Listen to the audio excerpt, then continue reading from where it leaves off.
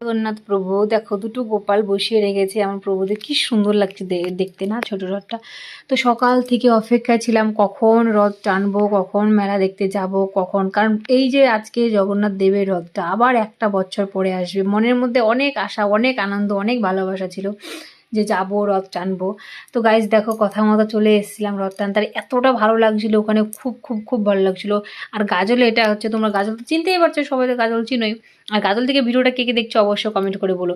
আর এটা হচ্ছে রথ। দেখো আমি না সত্যি কথা বলতে একা একা ক্যামেরা ধরছিলাম তো একটু লজ্জা লজ্জা লাগছিল, কিন্তু পরে ভাবলাম কিসের লজ্জা, আমি তো আর খারাপ কাজ করছি না।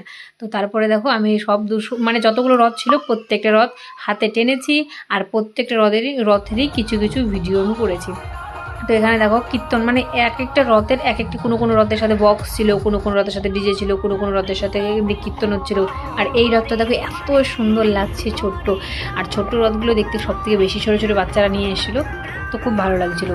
তো গাইস, তোমরা কে কে গাজল রথের মেলায় এসেছিলো অবশ্যই কমেন্ট করে বলো, আর কার কার গাজল রথ দেখতে খুব ভালো লাগছিলো সেটা বলো। আর এটা হচ্ছে আমাদের গাজলের সবচেয়ে বড় রথ, যেটা হচ্ছে আমাদের গাজলের বুকে যে সব থেকে বড় বিধান, সেই বিধানের রথ। আর এখানে দেখছো বিধানকে দেখতে পাচ্ছ তোমরা, দেখলে অবশ্যই। তো কে কে বিধানকে চেনো সেটাও কমেন্ট করে বলো। আর এটা হচ্ছে সব থেকে বড় রথ, কারণ বিধানই তো গাজলের মধ্যে নাম্বার 1 বড় লোক, তার জন্য বলছি। তো গাইস, আমার এই ভিডিওটা কেমন লাগলো অবশ্যই কমেন্ট করে বলো। আর তোমাদের রথের মেলা কেমন লাগলো সেটাও বলো, আর তোমাদের রথ কেমন কাটলো সেটাও বলো। আর কপালটা খুব ভালো ছিল যে বৃষ্টি হচ্ছিল না, বৃষ্টি যদি হতো তাহলে রথের মেলাটা দেখতেও পারতাম না, যেতেও পারতাম না, মনটাও খারাপ হয়ে যেত। মনে মনে আশা করেছিলাম সত্যি রথে যাব, আর সেই আশাটা আমার পূরণ হয়ে গেল। আর গাইস, আমাদের গাজল কিন্তু এখন আগে থেকে অনেক উন্নতি হয়ে গেছে, সব কিছুই পাওয়া যায়। তো যদি ভিডিওটা ভালো লাগে অবশ্যই লাইক কমেন্ট শেয়ার করে পাশে থাকবে।